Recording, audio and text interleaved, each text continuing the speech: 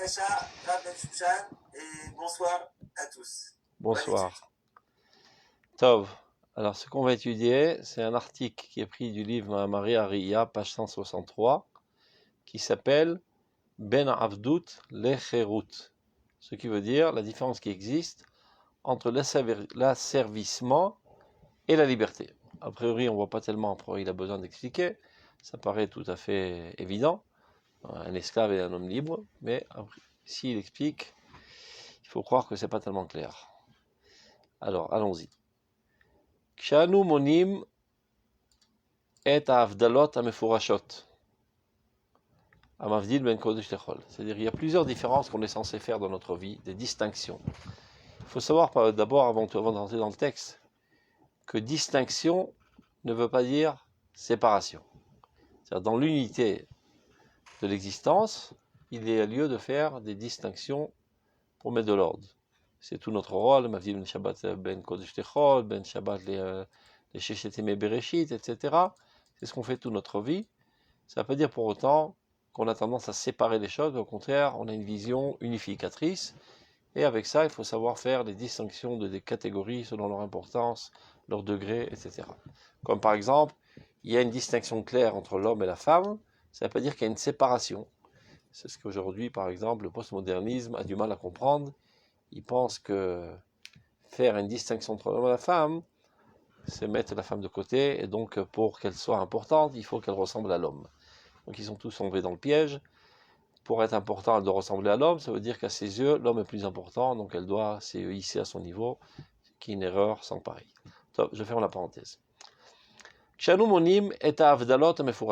Lorsqu'on commence à faire le décompte de toutes les distinctions les plus claires, comme par exemple, Amavdil ben Kodesh lechol, la différence entre le Kodesh et le Chol, je laisse en hébreu parce que c'est vraiment intraduisible. Si je dis le saint, le profane, donc vous comprenez ce que ça veut dire, c'est bien directement de l'Église, ça veut dire que tout ce qui n'est pas saint est une profanation. Donc il n'y a pas de traduction pour le mot chol en hébreu, vous comprenez, c'est bon. Ben or les chocher, entre la lumière et l'obscurité, ou bien entre Israël et les peuples, voilà encore quelque chose. Les gens pensent que Israël et les peuples c'est quelque chose qui doit être séparé, non, tout appartient au même organisme, et avec ça il y a une distinction entre les différents membres. Tous les membres appartiennent à l'organisme, mais quand même, le cœur, c'est pas l'orteil du pied, et ni encore le cerveau, ni les oreilles, chacun a son rôle. Ben Yom HaShevi'i le Sheshet Yemei HaMaaseh, le 7e jour et les 6 jours de l'action. Anudani Mehem Gam al Klalut Avdalot, c'est-à-dire quand la Torah nous a donné toute cette liste de choses qu'il faut distinguer les unes des autres, comme toutes les choses de la Torah d'ailleurs, c'est pour nous amener un prototype de comprendre qu'on est censé faire tout le temps des distinctions entre les choses. Nous donne même à la klalut avdalot, toutes les différences qui puissent exister dans ce monde.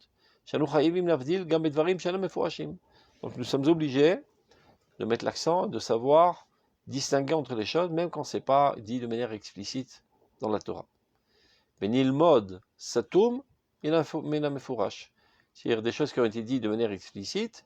Ben de là, on fait une extrapolation vers les choses qui n'ont pas été dites et c'est à nous de le faire. Tov. Donc maintenant, on rentre dans notre sujet. Echad advarim aruim liot nechshavim besugi avdalot. Une des choses pour lesquelles on doit aussi s'efforcer de faire la différence claire. Ou tochen avdala sheben avdut lecherut. Qu'est-ce qui fait la différence entre l'asservissement, le fait d'être un esclave, et la chérout, et la liberté. C'est pas seulement une différence formelle, que toi tu es né dans le camp des libres et l'autre, le pauvre, comme il est nègre, alors il est obligé d'être l'esclave des autres, il est attaché avec une chaîne. Ça ne dépend pas seulement de cela. Lo kol kach nakel ou litfos et amusag. Eh bien, ne croyez pas que c'est si simple de comprendre ce thème, shel avdut, de l'asservissement, bechol midivo, qu'il faut de manière entière. Ad kedel akir, ech lipater mekvalav. C'est-à-dire si tu en arrives à comprendre qu'est-ce que ça veut dire asservissement, ce n'est qu'alors que tu pourras te libérer des ligaments de l'asservissement. Mais si tu ne sais pas définir qu'est-ce que c'est l'asservissement, alors tu peux te trouver dans une situation absurde dans laquelle tu es un esclave en pensant que tu es un homme libre. L'armod al-Melchav Shalachirut. La Tzet Miklal Harur est sortie de la catégorie des maudits, chez la Eved, quand Kenan a châtré son père Noach, il a maudit.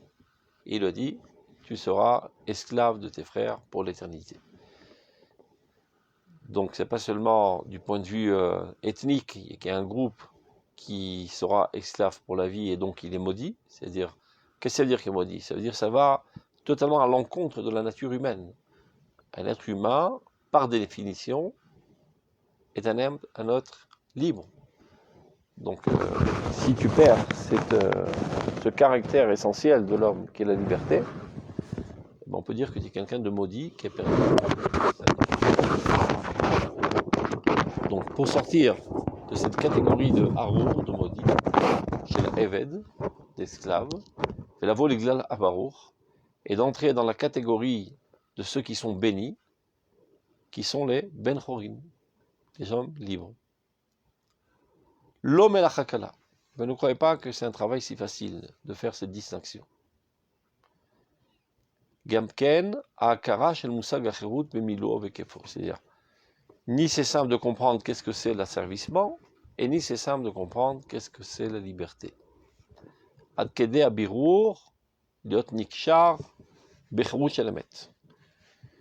Afin de pouvoir arriver à une véritable liberté, Veloli Gachel, Bechirut Mezouyefet.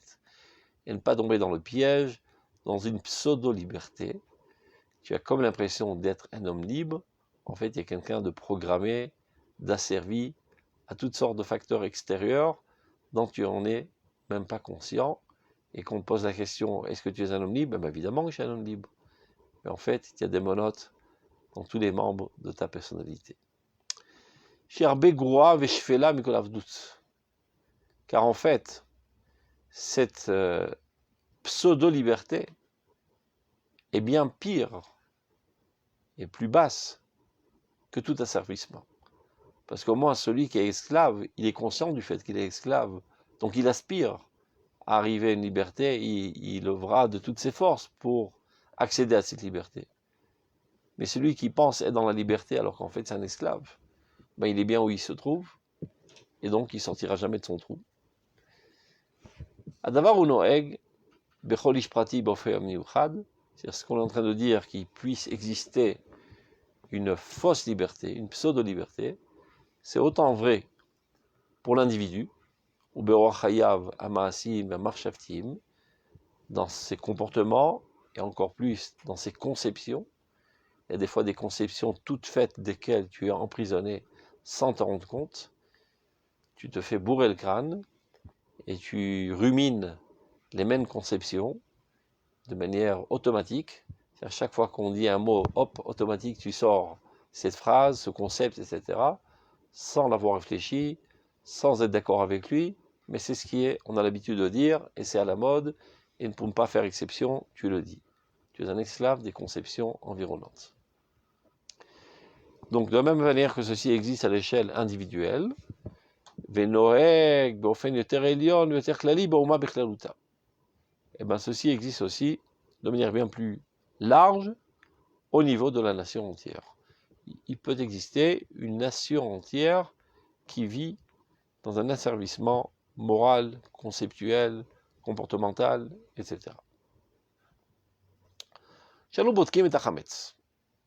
Donc on s'approche de Pessah, et la semaine prochaine, à cette heure-là, on sera tous à plat ventre, sous les lits et sous les tables, avec une petite bougie en main, en train de chercher des miettes de pain.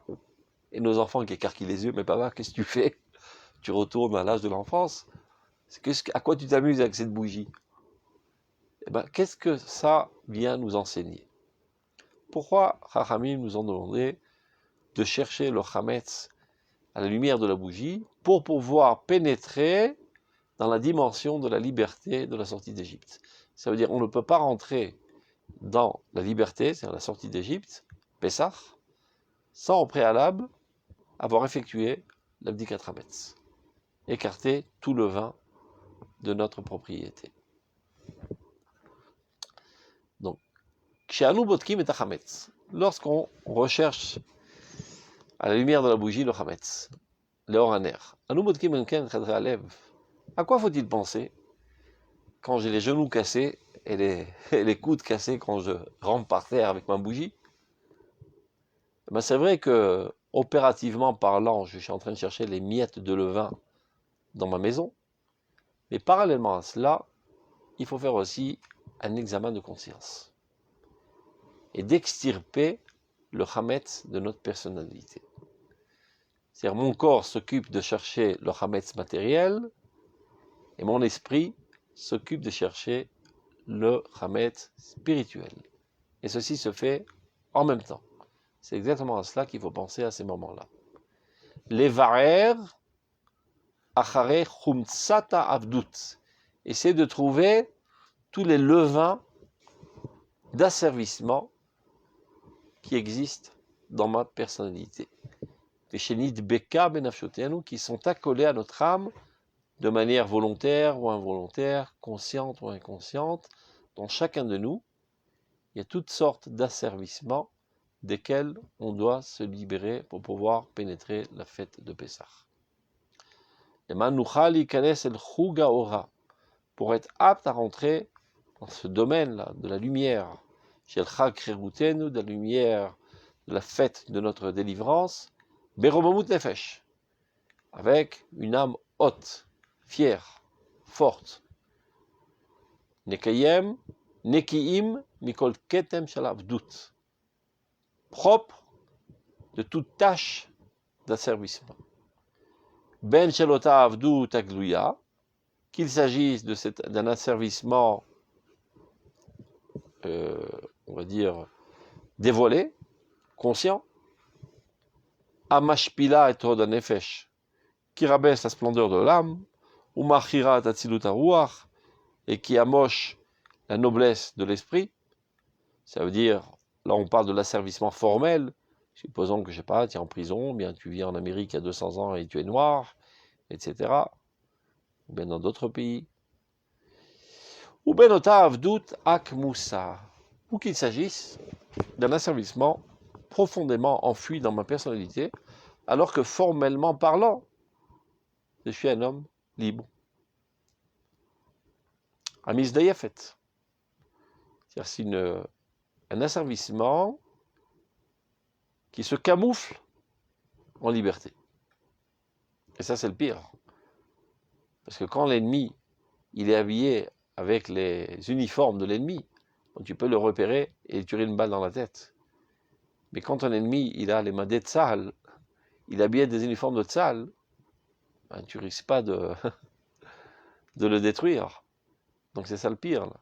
Il y a dans ta personnalité des partiels d'asservissement qui se déguisent en pseudo-liberté. Aledet tzvayim mezuyafim shel cherut. Donc c'est des couleurs de liberté. Chez tachetafel mat'im al yadam et amon a hiver. C'est-à-dire des gens, des sales gens, aveuglent les gens qui parfois sont un petit peu aveugles. C'est-à-dire il y a des gens qui embobinent les masses, embobinent les foules, qui leur bourrent le crâne, qui leur donnent des concepts alternatifs, leur disant, en adhérant à ces concepts, vous adhérez à la liberté, alors qu'en fait, ils les asservissent de manière gravissime. Avadim aïnou les pharaons et Mitzrayim. Nous étions des esclaves à Paro en Égypte. Vamaror, 2 secondes, excusez-moi, je fais un petit peu de silence.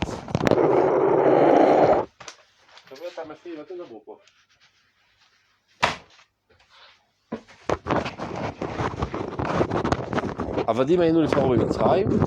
Donc nous étions des esclaves aux pharaons en Égypte. Va maror aux echalавdut. Lorsqu'on mange le maror, ça veut dire samedi soir prochain, chacun selon ses habitudes, il y en a qui prennent de la chassa, etc. Ben ceci vient commémorer, symboliser l'asservissement.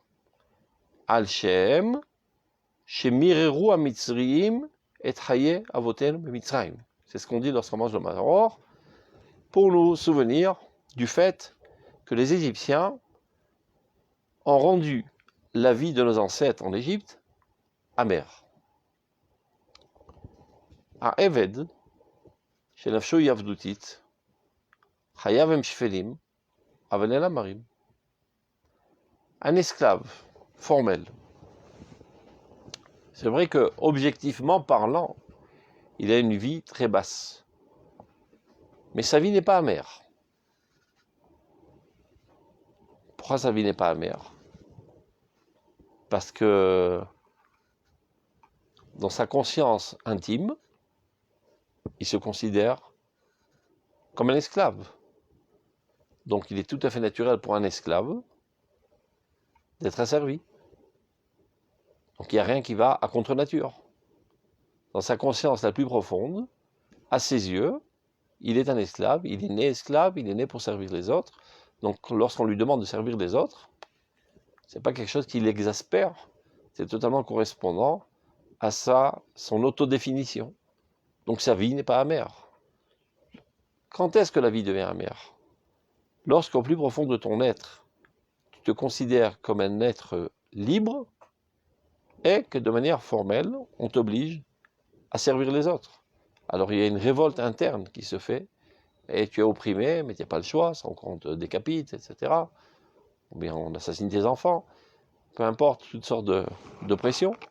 Alors là, la vie devient amère. Donc il dit comme ça, Lotuchal, anefesh avdutit, l'argish et haïsurim fiabishiflut shebavdut. Celui qui a une âme asservie. Il y a des gens comme ça. Ils sont nés avec soumission. Ils ont une conception de leur être d'être soumis. Et ça ne les dérange pas donc d'être soumis. Et alors, il ne ressent pas les souffrances du rabaissement de l'esclavage. Je vais vous donner un exemple très simple. Monsieur et Madame Nakache, par exemple, je vous vois. Je suppose que vous avez un peu plus que 50 ans. Puisque moi j'ai 54. Donc, non, 56. J'ai oublié mon âge, il change tous les ans. Et bien, par exemple, quand vous étiez petit, c'était tout à fait naturel d'être soumis aux autorités. Votre papa, votre maman, votre instituteur, le directeur de l'école. Et vous trembliez devant lui. Mais vous ne vous sentiez point opprimé, rabaissé. C'était tout à fait naturel. Car jusqu'à environ, il y a, je sais pas, 40 ans de ça, ben la quasi-totalité de l'humanité avait grandi dans des conceptions de soumission aux autorités. La nouvelle génération, c'est-à-dire de mes enfants, ils savent pas de quoi je parle. C'est pas qu'ils sont révoltés, ils comprennent même pas ce que je leur raconte. Quand je leur disais que quand j'arrivais en retard à l'école, j'avais la trouille du prof, ou bien que lorsque le prof me demandait de lui donner ma main pour qu'il me la frappe avec une règle, je restais ici comme un idiot à recevoir le coup. Il me dit, mais papa, tu es débile. Je lui aurais démonté la mâchoire. Comprenez? Nous avions une âme soumise. Alors il y en a qui disent, oh, c'est de l'effronterie, c'est de l'abandon, et c'est la cassure de toutes les autorités. Ils n'arrêtent pas de râler. C'est vrai que ça, ce sont les symptômes extérieurs de l'histoire. Mais il faut être à même de comprendre que cette effronterie, cette insolence, si on peut dire ainsi, découle d'un grandissement dans la personnalité. Qu'on a affaire à une nouvelle génération qui veut être libre. Alors de vouloir être libre, c'est quelque chose de très très bien. Mais des fois, on ne sait pas c'est quoi la liberté. C'est-à-dire on casse tout. C'est-à-dire le fait de vouloir être libre, c'est quelque chose d'extraordinaire, qui s'exprime par la cassure de toutes les autorités, toutes les soumissions à toutes les autorités, qui n'est pas évidemment quelque chose de positif, mais la volonté d'être libre provient du fait qu'on a une âme plus libre que la génération précédente. Vous comprenez? Et donc, si par exemple, mon fils aujourd'hui avait vécu tel qu'il est aujourd'hui dans sa personnalité, dans l'atmosphère dans laquelle j'ai grandi, eh ben, la vie aurait été amère pour lui. Parce qu'on l'aurait opprimé à contre-nature. Ben moi, quand je me ramassais des baffes par le directeur de l'école, ça faisait peut-être un petit peu mal sur la joue, mais je ne me sentais pas dans une amertume profonde, au bord du désespoir, et avec des pensées suicidaires, parce qu'on a volé ma liberté de ma personnalité, etc. Donc juste pour qu'on comprenne à notre échelle de quoi s'agit-il. Dit le Rav, quelqu'un qui, dans sa conception la plus intime, se considère comme un esclave, ben le fait qu'il soit asservi, pour lui, c'est pas ressenti comme une amertume. Même peut-être c'est bien pour lui. Il y a des gens qui ne savent pas s'auto-gérer. Donc ils aiment bien être gérés. Et au contraire, si tu leur dis, Tov, à partir de maintenant, tu te débrouilles tout seul, mais comment je vais faire? Jusqu'à présent, il y avait un tuteur qui me disait, fais ceci, fais cela, ne fais pas ceci, ne fais pas cela. La vie était cool. Pas de responsabilité à prendre. Tout d'un coup, on te dit, prends tes ailes, débrouille-toi tout seul. Ah non, non, je ne suis pas capable. C'est là qu'il se sentira dans une amertume profonde. Regardez le paradoxe. Quelqu'un qui a une âme esclave, lorsqu'on lui donne la liberté, ça lui procure de l'amertume. C'est exactement le contraire. Donc il dit le Rav, regardez dans le texte. Vous voyez le marqueur ou bien le X, vous le voyez? Okay. Faites-moi coucou. Je sais pas, j'arrive pas à noircir le texte. Donc, l'otuchal anefesh avdutit l'arkish eta isurim shebeshiflut shebavdut. Celui qui a une âme asservie ne peut pas ressentir la douleur du rabaissement de l'asservissement. Kashiflut azot, alomatima il est trulato veofio. Cette bassesse objective absolue du fait qu'il est esclave est totalement correspondante à son caractère. Et plus encore, des fois, il est bien content d'être pris en main. Au moins, il a son lit, il a sa soupe, il a son toit, et il n'a pas besoin de remplir son emploi du temps tout seul, on lui dit quoi faire. Il y a des enfants qui sont comme ça. Papa, je m'ennuie, qu'est-ce que je fais? Prends pas la tête, va débrouiller tout seul. Non, non, qu'est-ce que je dois faire maintenant? Parce que les parents les ont éduqués à être des esclaves. Top, continuons. Donc il faut apprendre à s'autogérer. Donc lui, il peut arriver qu'il est bien content d'être esclave. Il est bien content de cet asservissement. Jusqu'au point d'en arriver à dire Lo etzechofshi. Voilà qu'arrive le jour de la libération de l'esclave, après 7 ans d'asservissement. Il dit, non, non, non, moi je suis bien, je ne sors pas. Lo etzechofshi. Alors la lacha dit, on doit la porter près de la mezouza, on lui fait un trou dans l'oreille, avec un clou. Et on lui dit, Ozenzu sheshama'a bersinai avadai, velo avadim la avadai. Cette oreille qui a écouté au mont Sinaï, vous êtes mes serviteurs. Comment es-tu tombé à telle bassesse de vouloir être serviteur d'un autre serviteur? C'est un manque dans ta personnalité d'être amoureux de l'asservissement. Ben de même, si on va extrapoler, il y avait des juifs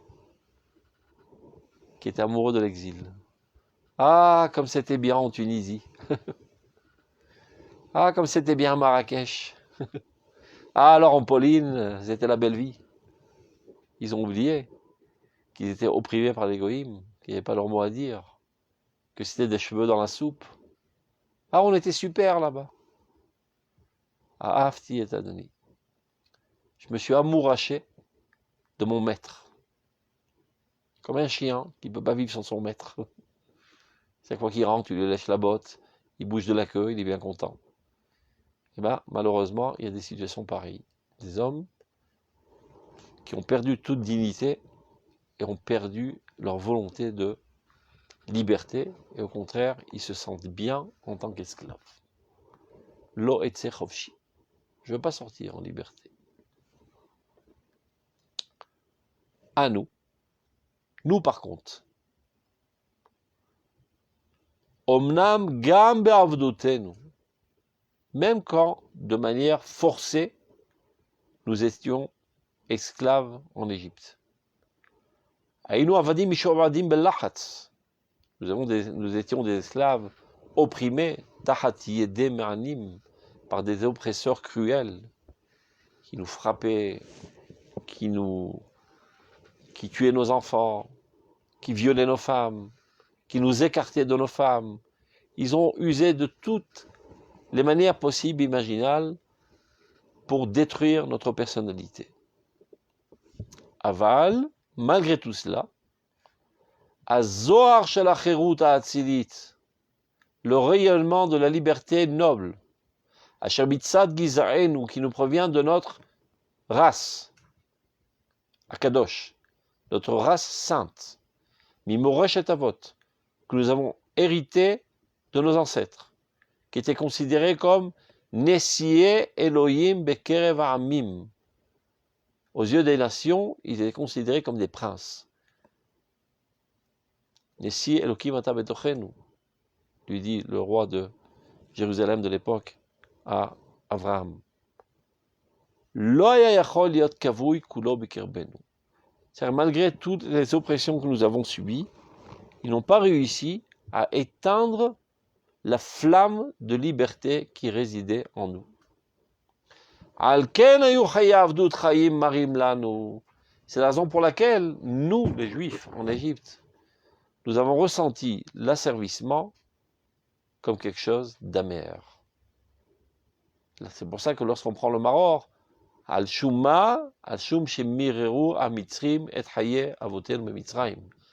mange le maror, on dit « Pourquoi le mange-t-on ce maror ?» Car les Égyptiens ont rendu la vie amère à nos ancêtres. À qui on rend la vie amère? À quelqu'un pour qui la flamme de la liberté n'est pas encore éteinte.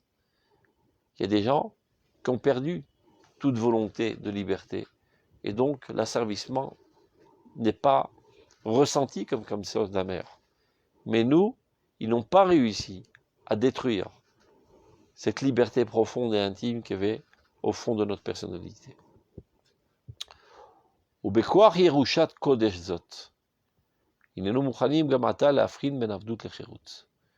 Maintenant qu'on a compris, c'est quoi la différence?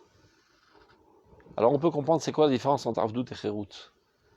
C'est pas seulement une différence formelle, est-ce que de fait je suis enchaîné ou bien je suis un homme libre. La véritable différence, c'est ce qui se trouve au plus profond de mon être. Est-ce que dans mon être, je suis un homme libre? Et alors même quand je suis en prison, et même quand je suis jeté dans un cachot en Sibire, il n'arrive pas à détruire ma liberté, et alors c'est la raison pour laquelle je ressens ça comme une amertume, là je suis un homme libre. Mais il y en a d'autres qui sont a priori en liberté formelle, mais qui sont des esclaves, qui aiment bien être menés à la baguette par les autres, qui aiment bien être dirigés par les autres, qui aiment bien ne pas prendre leurs responsabilités. Et eux, ce sont des véritables esclaves. Donc, comme définition, la liberté et l'asservissement se trouvent dans l'intériorité de la personnalité de la manière la plus intime. Il y avait par exemple, je ne sais pas si vous avez entendu parler, maintenant je viens de m'en souvenir, Yosef Mendelevitch. C'était un refusnik, à Sir Tzion, qui habite aujourd'hui à Jérusalem, à Kiryat Moshe, qui est un rabbin, un Talmid Chacham, marié avec une gentille femme tunisienne, mais qui soit russe. Parce que tout simplement, elle a énormément œuvré pour sa liberté. Donc finalement, ils sont tombés amoureux et sont mariés. Donc peu importe. Ce bonhomme, vous savez, il avait été mis au cachot en Sibire. Parce qu'il avait fait à l'époque ce qu'on appelait Mifsa Khatuna, opération mariage. C'était une bande de jeunes de l'époque qui n'étaient pas religieux d'Afka, mais qui avaient décidé de monter en Eretz Israël, alors que les Russes à l'époque, ils tenaient les Juifs en prison, On n'avait pas le droit de sortir, on n'avait pas le droit d'apprendre l'hébreu, on n'avait pas le droit d'aller à la synagogue, aucune pratique de religion juive, tout était interdit à leur époque. Donc ils avaient décidé de kidnapper un avion, de dérober un avion, et de voler jusqu'à Israël. En dernière seconde, ils sont tous fait attraper, et ils ont été mis en prison. Il raconte que pour lui casser le moral et l'asservir du point de vue psychologique,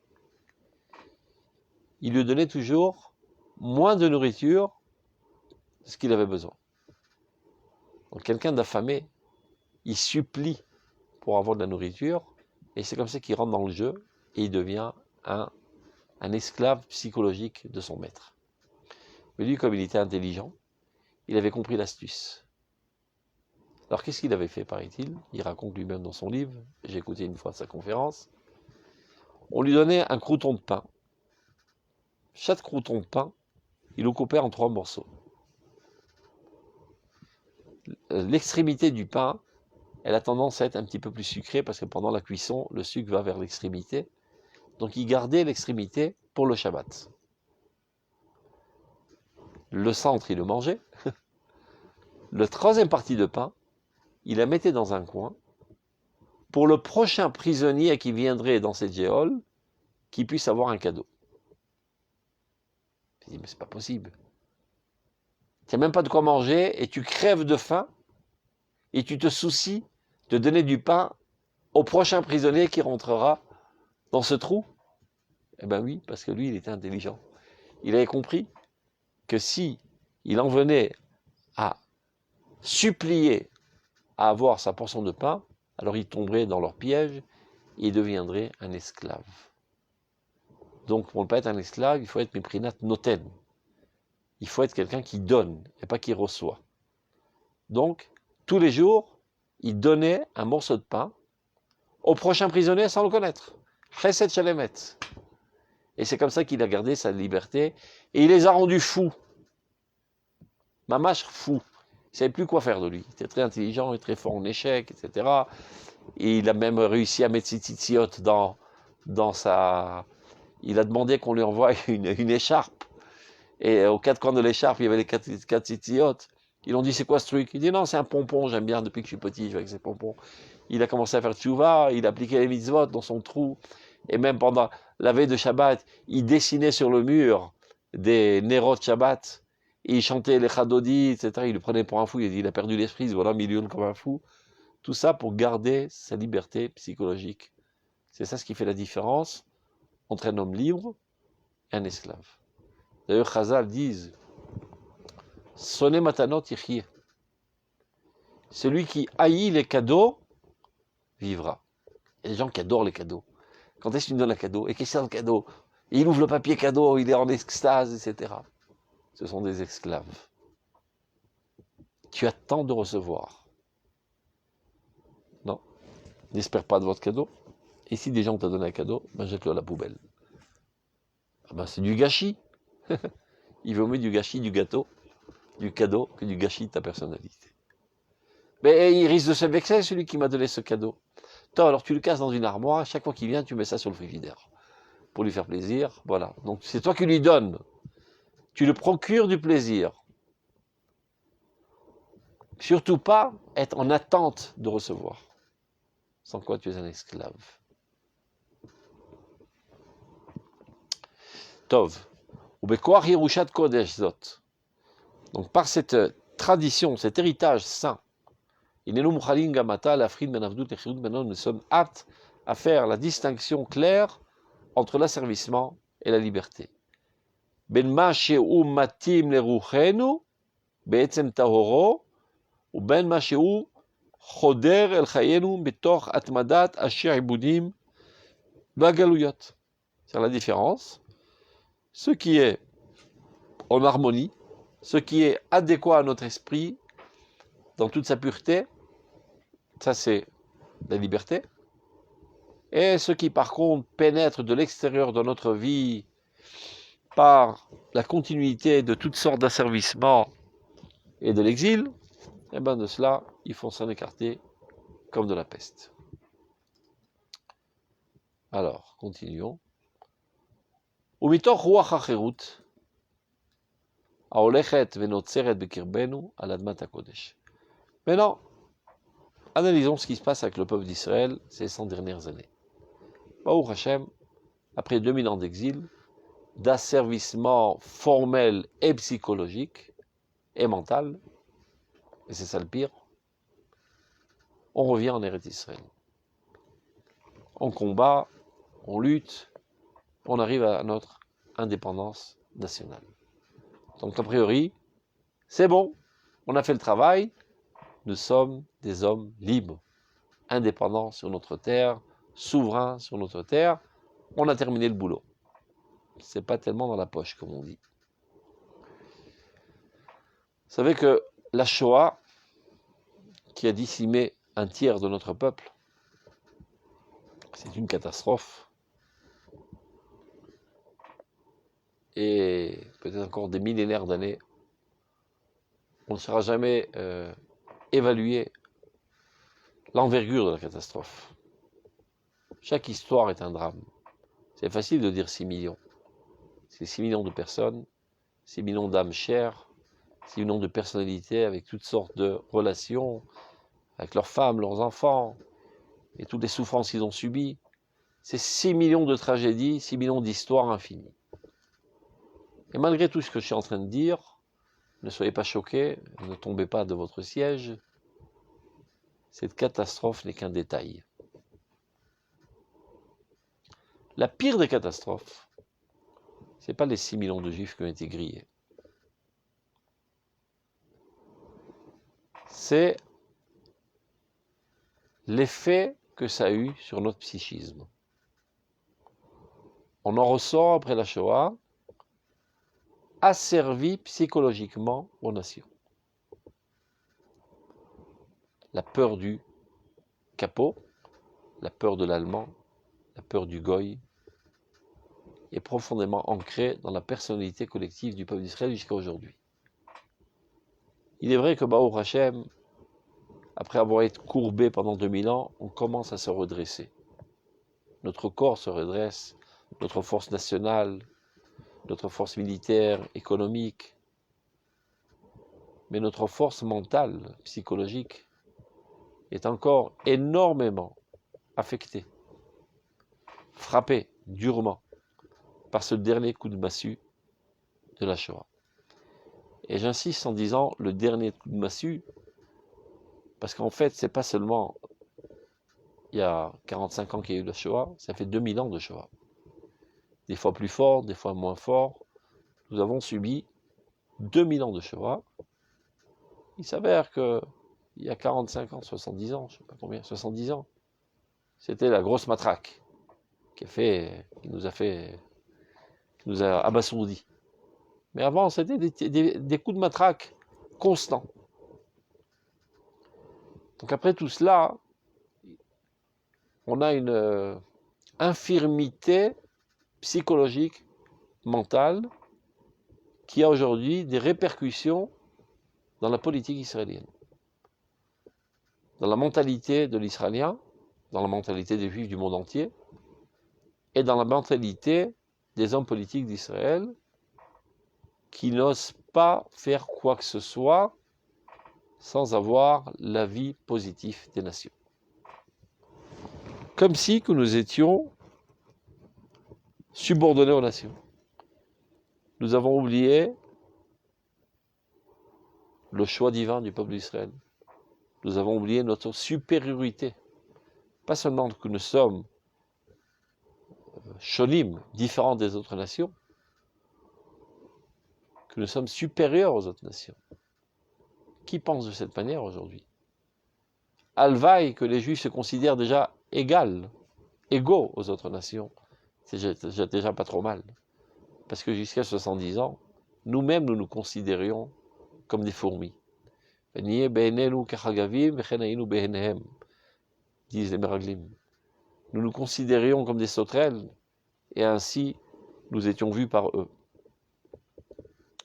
Donc aujourd'hui, Baruch Hashem, il dit le Rav, Mitor Ruach HaCherut, il y a un esprit de liberté qui survole la collectivité du peuple d'Israël et qui fait que on arrive en Eretz Israël, on prend les devants, et on lutte, et on combat, et on fait des choses extraordinaires. במקום אשר יש לנו הצדק המלא, לחוש בקרבנו את גדולת החירות וטבעיותה העדינה. Donc, finalement, on arrive en Terre Sainte, dans notre bercail, dans notre terreau adéquat pour faire pousser notre âme. Donc, aujourd'hui, il y a toute la justice et toute l'exigence de retrouver la grandeur de notre vérité dans toute sa nature la plus délicate. Nikach lanu ometz, lachayot et kol kochotenu chol sderotenu. Le temps est arrivé de reprendre courage et de faire ressusciter toutes nos forces dans toutes les différentes couches de notre nation. Énormément de forces sont tombées en léthargie totale, voire quasiment mortes. Triat Hametim, c'est pas seulement aller relever les morts du cimetière. Avant d'en arriver là, il faut d'abord en faire revivre les morts vivants. Il y a pas mal de juifs, pour ne pas dire tous, qui sont encore des morts vivants. Nous avons oublié notre grandeur, nous avons oublié notre centralité universelle, nous avons oublié notre supériorité, nous avons oublié notre vocation universelle. Tous ces aspects de notre personnalité collective sont morts. Et nous avons saisi une poutre pour ne pas couler dans l'océan de l'exil. Et on pense que c'est la vie. Ce n'était qu'une survie. Alors on s'est attrapé à des tfilines, à des mezuzot, etc. Les 4 coudées de la halakha qui nous ont sauvé la peau. Comme on n'est pas là pour vivre en survie et pour sauver notre peau. Et pour qu'on continue à nager dans l'océan et essayer de sortir le nez de temps à autre pour avoir un petit bol d'air. Nous sommes censés gérer l'humanité entière. Donc nous devons trouver notre véritable nature, prendre conscience de notre grandeur. Ce n'est qu'alors que nous serons des hommes libres. Lorsque nous vivrons à la hauteur de notre nature. Lorsque nous exprimerons notre véritable nature. Lorsque notre comportement, nos conceptions, nos aspirations, tout notre être, des esclaves des nations, des esclaves de notre petitesse, des esclaves de nos pulsions bestiales à l'échelle individuelle et toutes sortes de pulsions, même collectives. De tout cela, nous devons nous nettoyer. Et c'est ce qu'on fait dans la Bdikat Hametz. Il ne suffit pas seulement de ramper sous terre pour chercher les miettes de levain, il faut essentiellement chercher les miettes de levain dans notre personnalité. Tout ce qui limite, tout ce qui rapetissait, tout ce qui opprime en nous, on se fait des fois des auto-oppressions. Tout ça, il faut s'en écarter et aspirer à la grandeur, à la puissance, à la magnificence qui est à la hauteur de notre véritable nature. Ubechag HaKadosh Hazeh, dans cette fête sainte, Zman Cherutenu, qui est le temps de notre liberté. Qu'est-ce que ça veut dire le temps de la liberté? Qu'à ce moment-là, il y a un flux de liberté divine qui nous pénètre. Encore faut-il vouloir être un homme libre. Parce qu'il y a des fois des situations, Ahavti et Adoni. Lo et Tsechofshi. J'ai pas envie de changer. Je suis bien comme je suis. J'aime bien être dans mes limites. Aussi bien individuelles que nationales. J'aime bien comme ça prendre en considération ce que disent les Américains et les Russes. Pas faire le balagan. Être conformiste. Chag HaKadosh Hazeh Zman Cherutenu, qui est le temps de notre liberté. Yofiu alenu neharot acherut be'etzem taoratam. Apparaîtront sur nous toutes les lumières de la liberté dans leur pureté la plus haute.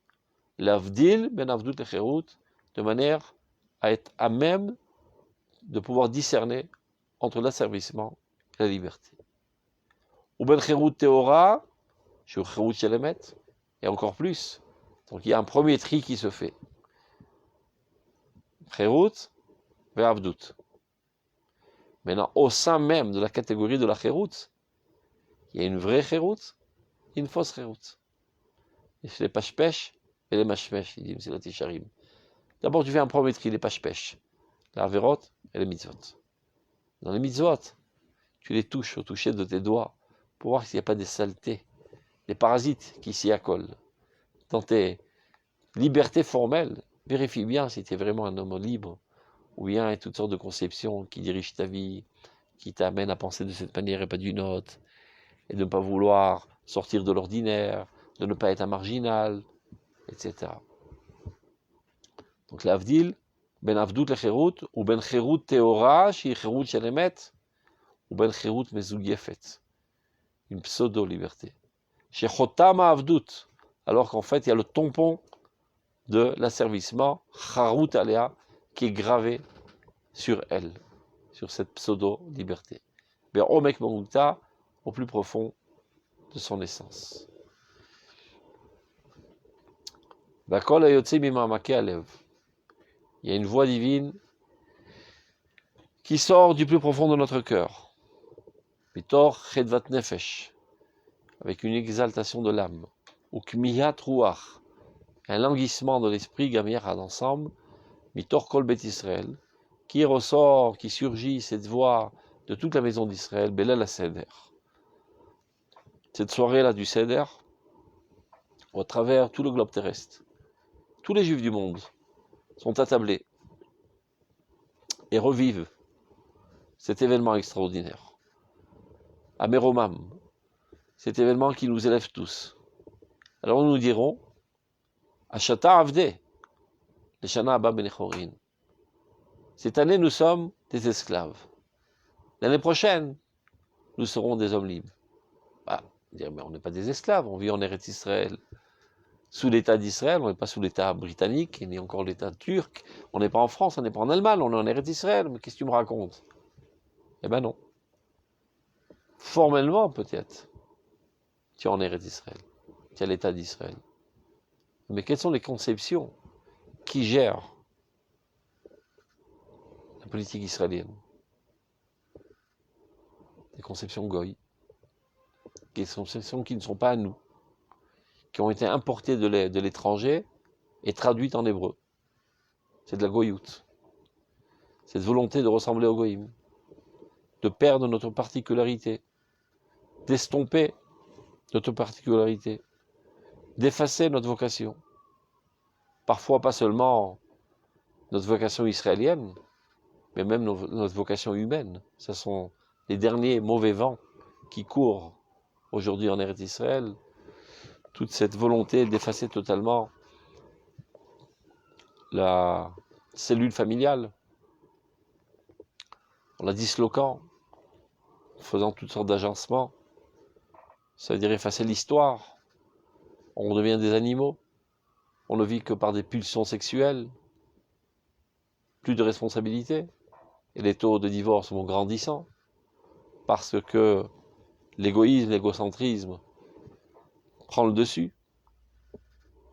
Plus aucune responsabilité. Et ben on devient comme des chats. Ben un chat, tout d'un coup, il a, je sais pas, un instinct d'attirance sexuelle vers une chatte. Il la viole. Il continue sa route. De là naissent des petits chatons. Il ne les connaît pas, il s'en fout pas mal. Il continue sa vie individuelle. Il n'a ni conscience de soi, ni responsabilité, ni fidélité, ni rien.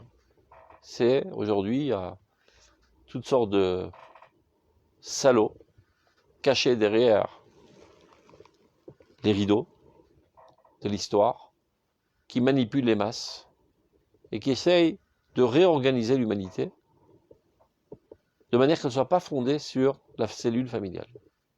Et démanteler comme ça tout objectif idéal, toute norme morale. Vive Kan Ve'arshav, le moment, et rien d'autre. Donc c'est pas seulement notre dimension israélienne qu'on perd lorsqu'on se laisse à cela. C'est notre dimension humaine. C'est remettre en question l'avenir de l'humanité entière. C'est d'autodétruire l'humanité. Et qui peut sauver la situation? Les Américains, les Français, les Chinois, mais ils s'en foutent. Qui est le détenteur de la morale? Qui a la responsabilité de l'avenir de l'humanité?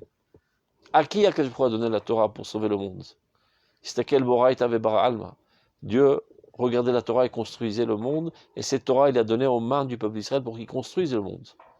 Ben, c'est le peuple d'Israël.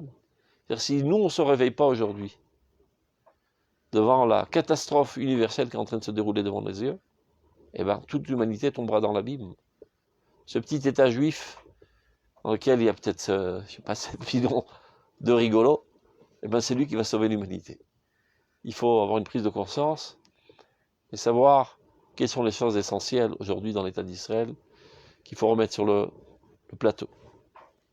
Le sauvetage de la pureté, de la sainteté, de la cellule familiale, de l'identité juive de l'État d'Israël, c'est la chose la plus importante. Donc, Hashata Avde, les Shana Abba Bener Horin, Shunishma Kaet. Aujourd'hui, on le dit, le Rav Kook, pas lorsqu'on était en Espagne, au Maroc et en Tunisie et à Auschwitz. Aujourd'hui, dans l'État d'Israël, on le dit tous les ans. Shunishma Kaet Gam Etzlenu. Aujourd'hui, on le dit à toutes les tables, en Eretz Israël. Ayoshvim aladmat haouma. A priori, nous sommes installés sur la terre de la nation, donc on ne comprend pas pourquoi on le dit. Kol gadol zeyorer takol aklali shel kol haouma kula.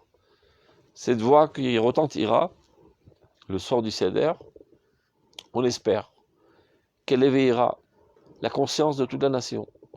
De chol tfutzotea. Dans toute cette dispersion à travers le globe terrestre et toute cette dispersion et ces divergences d'opinion dans la nation, les Hashiv itoch marmaken nefesh, pour remettre en place Hashata Acha. C'est vrai qu'aujourd'hui nous sommes là, les Shana Abba Be'ara d'Israël, c'est ça ce qui pourra ramener le peuple d'Israël en Eretz Israël. Ça veut dire que pour que les Juifs du monde entier puissent revenir en Eretz Israël, il faut que les Juifs d'Eretz Israël arrivent à une liberté totale, arrivent à retrouver leur véritable nature, à exprimer leur vocation. Ceci redonnera une recrudescence de l'Aliyah en Eretz Israël. C'est pas en proposant un panier bien garni, ou bien en leur disant faites gaffe, vous allez vous faire assassiner par les islamistes, ou bien, je sais pas, le nazisme, le néonazisme qui remonte, faites gaffe, revenez d'urgence en Eretz Israël. C'est pas ça qui va les enthousiasmer. Lorsque de Tzion sortira une grande lumière de liberté, de responsabilité universelle, d'idéalisme, ceci enflammera les Juifs du monde entier. Ça veut dire, lorsque nous, on dira et on vivra, Hashata Avde, Leshana Abba Benechorim, c'est-à-dire lorsque la vocation de l'État d'Israël est d'arriver à sa véritable liberté, ça veut dire à l'expression de son authenticité, c'est ça qui amènera les Juifs de l'exil à dire Hashata Acha, Leshana Abba d'Israël. C'est ça qui donnera envie aux Juifs du monde entier de venir prendre part active à cette épopée extraordinaire du sionisme qui n'est autre que la rédemption et le sauvetage de l'humanité entière. Bimera, Biyamenu, Amen, très prochainement, Amen. Pesar Kacher et sa mère. Portez-vous bien. Merci beaucoup, Rabbi Shushan. Shalom, shalom. Kol Tov. Chag Sameach. Chag Sameach.